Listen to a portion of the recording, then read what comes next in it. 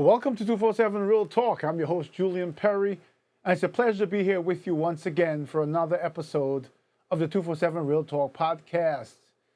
It is Wednesday, May 21st, the Wednesday before Memorial Day weekend. It's been, last week has been a mixed bag of weather in New York, from warm to now. Today I went out and it felt like we were at the end of fall going into winter. It's been an up and down roller coaster. I'm hoping the weather warms back up for this Memorial Day weekend, and we can enjoy some sun for the official start of summer, what we now know to be a fleeting season, because before you know it, we're having this conversation. I'm telling you, happy Labor Day. I hope you guys had a great week. Quick touch, I continue to improve on my right knee, and my left knee continues to get worse, and I wear a brace almost everywhere I go now on the left knee, but it is what it is, and soon, very soon, as time flies by, I'll be having the surgery on the left knee and recouping, and one day hopefully have both knees good enough to run a 5K or something like that. Anyway, I hope you guys had a great week. I thank you for your support, for all the regular listeners, for the new listeners, even for those who decide to step away. And I ask that all my listeners, continue to help by liking and subscribing and sharing, and help me to build an audience so we can have a larger conversation. Remember, 247 Real Talk podcast is about life and humanity and the quality of life. It's not about money, so it is not a monetized podcast. I don't make anything from this. The only thing I do is share, support lives, and actually it costs me to run this this podcast since I don't do sponsorship. So, I'd appreciate you sharing and supporting, especially in the time that we're in. I'm going to talk a little bit about that exact time that we're in, what's going on with us today as a people, and something that's blatantly happening to us. And we sort of have lost the ability to understand what's going on with us, and the fact that we're in trouble. So it's a time for self-reflection. It's a time for looking at each other. It's a time for lifting each other. So sit back, relax, and I'll be right back.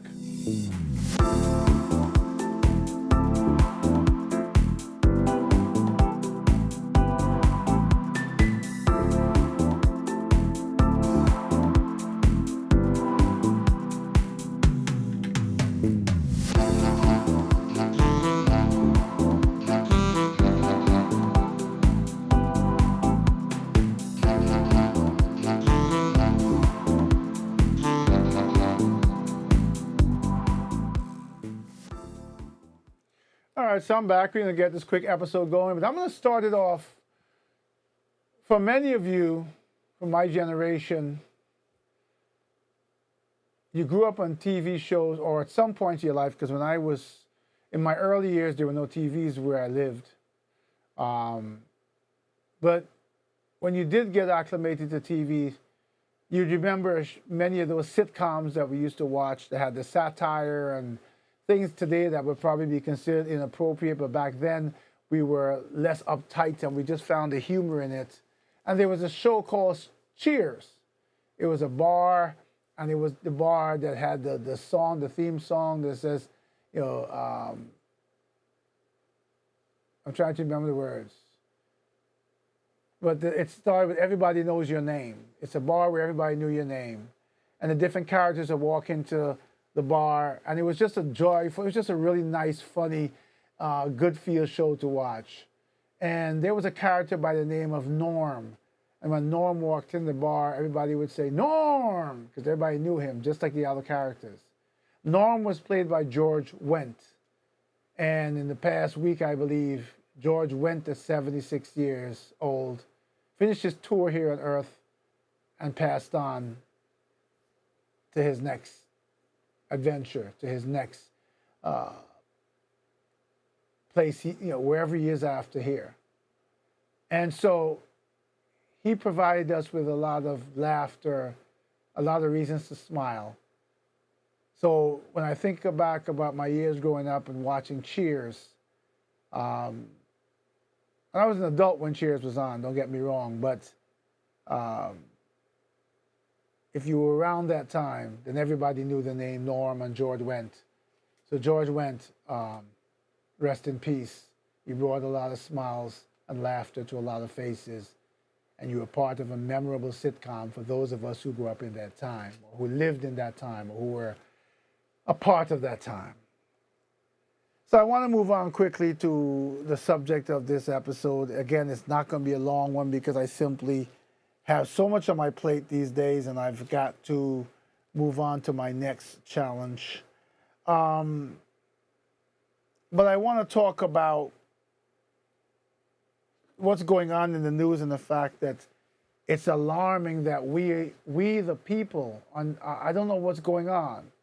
What drug did we inhale that we are all zombies? If you look at what happened with the tariffs and the stock market, what happens? Middle class people, poor people lost money. Some middle class people became poor people. Some upper middle class became lower middle class. And poor people who happened to be working for many years and invested in the 401k went back to being really poor.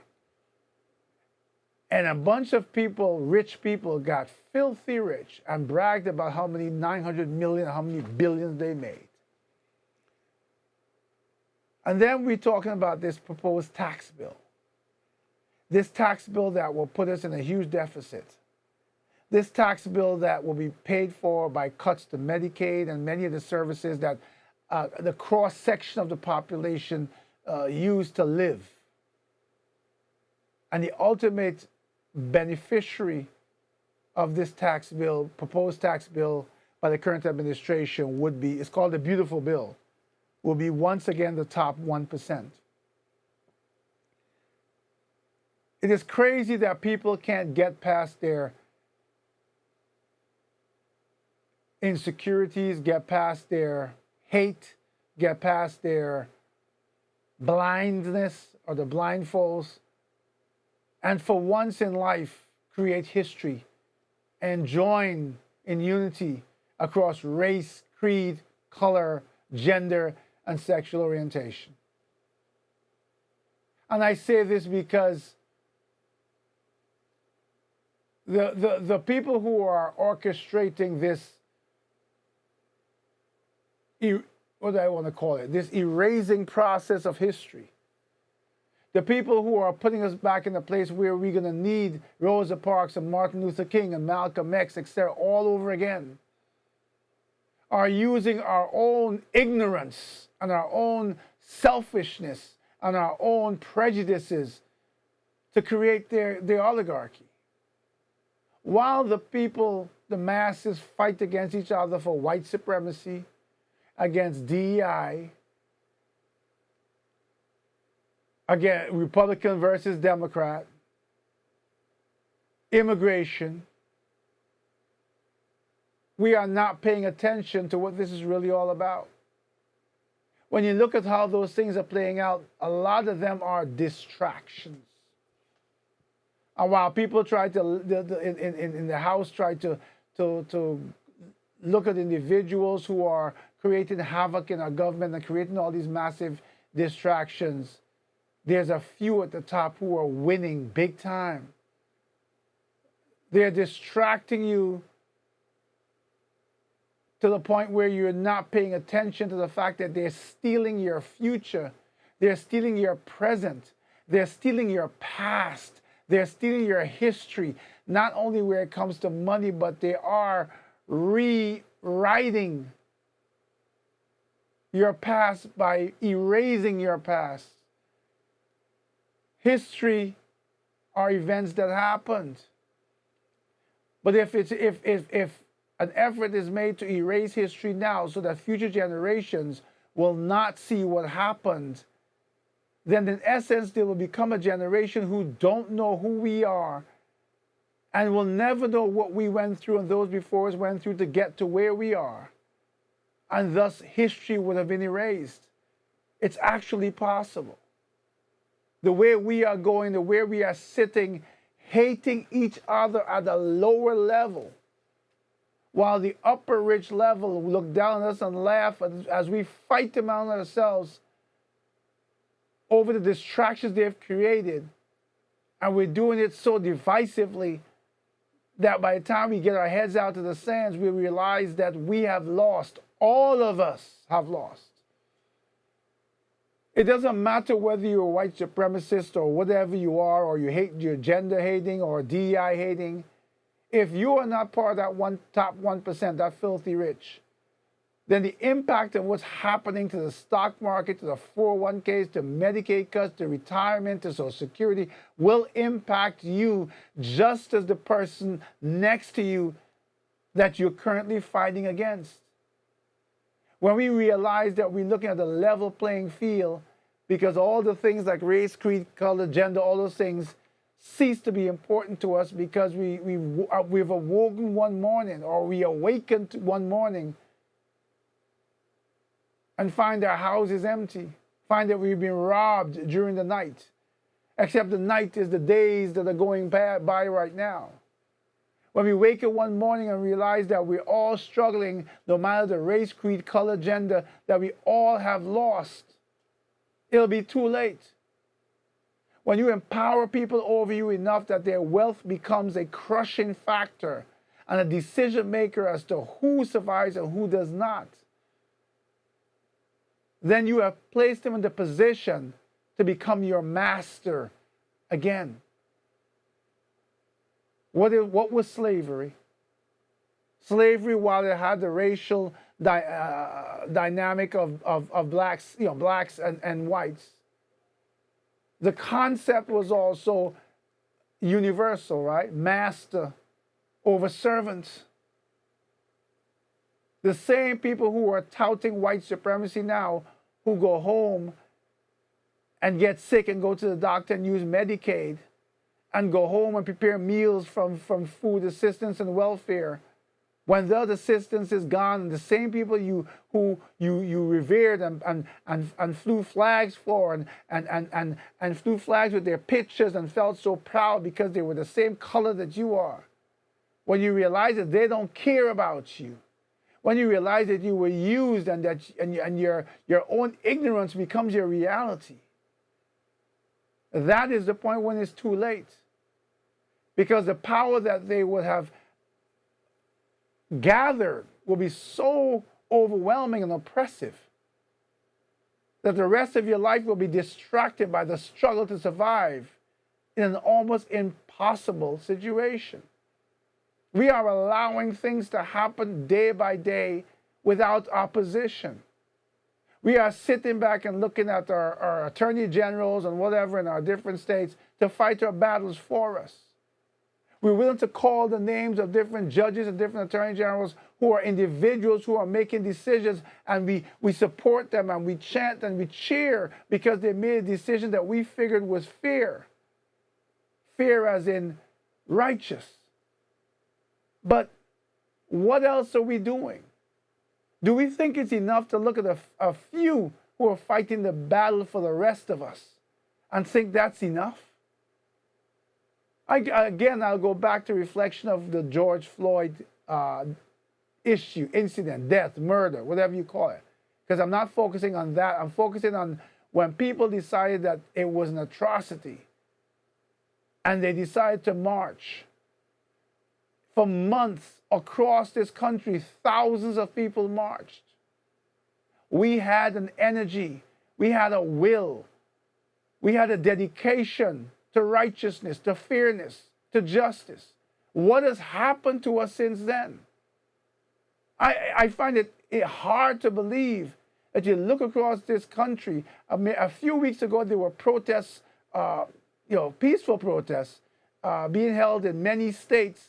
And I said, okay, this is the beginning of the unity. This is the beginning, because if you looked at the crowd of protesters, it was a mixed crowd from every race, creed, gender, sexual orientation, whatever. It was a mixed crowd, and I felt good that we were going in the right direction. And all of that has disappeared. You know why?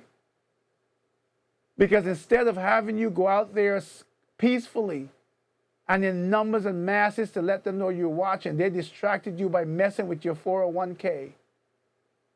by making you worry about where your next health insurance bill will be paid or how it will be paid, or whether you will get food assistance still, or inflation, or the fact that you took the little money that you had, you put it in the stock market, and each day it's up and down, and most days it's tanking, and you've lost more than you could ever regain, and you don't know how. And you're looking at the fact that you're in your 60s or near in your 60s, and you should have been retired, and you're wondering, are you going to spend the rest of your years left fighting a battle not to wake up one day, and that's all there will be about your life, when you should have been enjoying yourself and reaping the benefits of working a lifelong dedicated life. I say to everyone who listens to my podcast and then, oh, it was a nice podcast, and move on to the next week without doing what I asked you, because I do it. I share it all over social media to as many people as I can. You need to get involved. If you don't want to share my conversation, then share someone else who's on the same level. When I mean the same level, someone who's giving strength to the same topics and raising the same alarms. If we don't put aside our differences long enough to make sure that we, the people, are taken care of, that those we elected do not get away with what's going on right now, stripping away every single thing, every industry, every opportunity for those who are struggling and have a dream of making it. All the tools to do that are being stripped away. All the monies and the ability for profits are being steered towards a few, a chosen few. When will we wake up as a nation and realize that irrespective of what you believe, it is time to put the differences aside and focus on what's going on around us and what's being done to us? You can be Republican, you could be Democrat, Libertarian, Independent. I'm not talking about politics. I'm talking about human life. I'm talking about doing the right thing so that we all have a chance to survive. The struggle is real for a majority of us. And if we're willing to give up our chances or to hedge our bets on someone or some group of people who are obviously acting in a manner that they don't care. When you see someone in a high position make a decision or make a statement that is obviously biased and wrong and target people who are doing the right thing, and you condone it because you're not one of them, because you're not of their ethnicity or their gender or their political ideology, and you're willing to rationalize it or sweep it under the rug rather than face the truth that you know deep inside, you get that feeling deep in your soul. We all know wrong from right. If we have forgotten or if we forget who we are, I say it every week, if we forget whose we are, we're in trouble. We are in big trouble. Remember, we were all created equal. It is us human beings who have taken our Creator's plan and decided to change it. And He's given us the right to choose. And as masses in the world, we have chosen to create classes and have class separation and create differences among us that our Creator didn't design or create us to be. They don't exist. Blood is blood. Life is life. Death is death. Those things are guaranteed. Wake up, America. Wake up, world. Understand that there's always going to be a few who want to be filthy rich, who want to look down on others, who want to live in a society that is closed to the rest of the world. They want to live a life of privilege. They believe that the worldly possessions are more powerful and more valuable than what they know to be true. That we came into this world with nothing. That we leave it with nothing. For God so loved the world, he gave his only begotten Son, that whosoever believeth in him shall not perish, but have everlasting life. That is the only truth. When God sent his Son, he did not come here as a rich man. And nothing biblically talks about riches being a ticket to paradise after this life. You can believe what you want.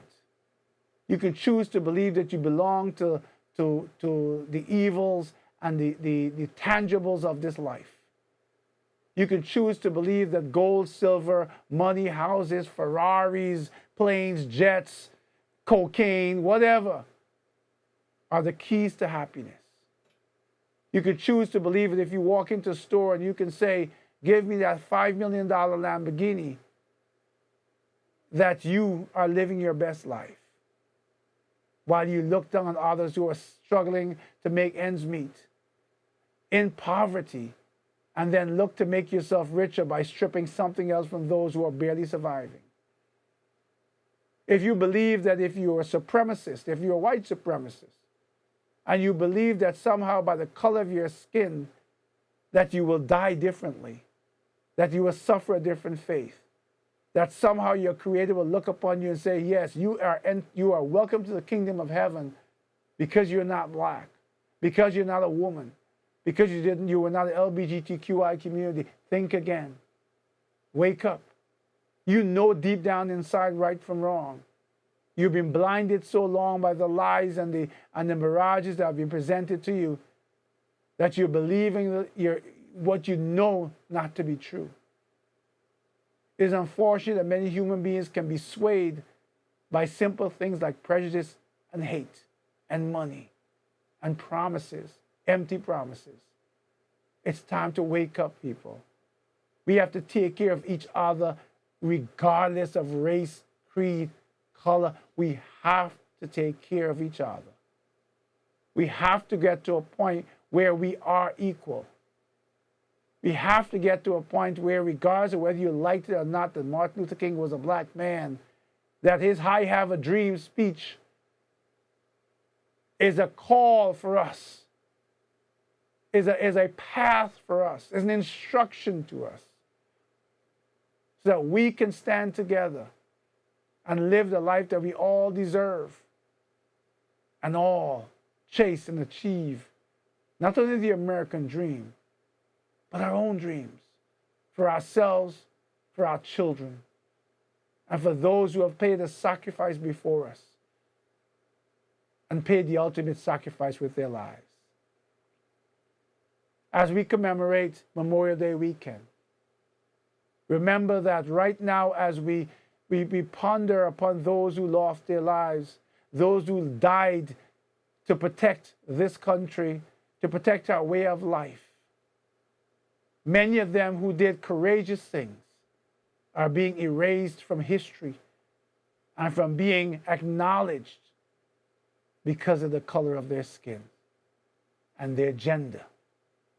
Remember that next time you celebrate freedom, because those who paid the price, the ultimate price for the freedom you enjoy today, didn't do it based on supremacy, gender, ethnicity. They weren't chosen like that. Whatever fate they suffered, they did it for our freedoms. We owe it to ourselves, to them, and to future generations to do all that we can to uphold the essence of Martin Luther King. I have a dream. I give honor to those who gave their lives.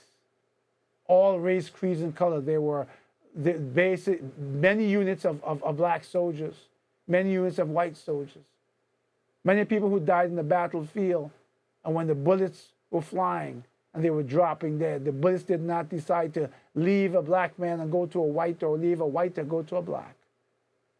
They were all equal on a battlefield, fighting for one common cause, our freedom. As we honor them this weekend, let's make a commitment to honor each other as we go forth in this life.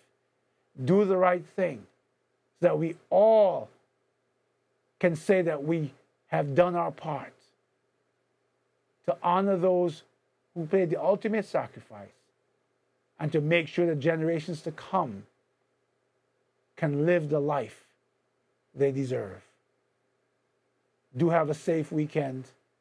There are a lot of people out there holiday weekends that drink and drive. Please don't. There are a lot of people that celebrate and become violent. Please don't. Remember, life is precious. Remember, we don't create life, so we shouldn't be creating death. Remember who we are. Remember whose we are. Until we chat again, please take care of yourselves and each other.